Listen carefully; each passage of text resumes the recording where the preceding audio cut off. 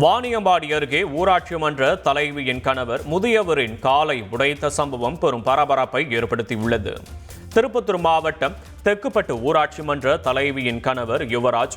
இவர் நிலத்தகராறு ஒன்றில் அதே பகுதியைச் சேர்ந்த நடராஜ் என்ற முதியவரை தாக்கி அவரது கால்களை உடைத்துள்ளார். இந்த சம்பவத்தில் பாதிக்கப்பட்டவர்கள் காவல்துறையினரிடம் வாக்குவாதத்தில் ஈடுபட்டதால் பரபரப்பு ஏற்பட்டது.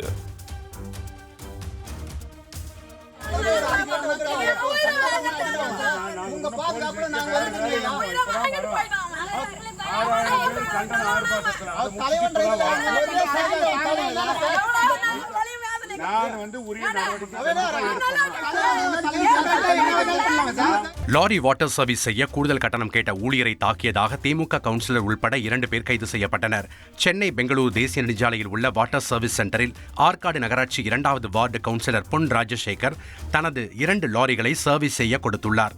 லாரியில் அதிக தூசி இருந்ததால் கூடுதலாக கட்டணம் கேட்டதாக தெரிகிறது.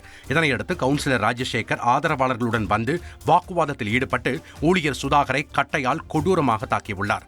புகாரின் பேரில் வழக்கு பதிவு செய்த போலீசார் கவுன்சிலர் பொன் ராஜசேகர் மற்றும் கஜேந்திரனை கைது செய்து சிறையில் அடைத்தனர். மேலும் தப்பியோடிய 2 தேடி வருகின்றனர். செய்திகளை உடனுக்குடன் தெரிந்து கொள்ள உடனே சப்ஸ்கிரைப் பண்ணுங்க.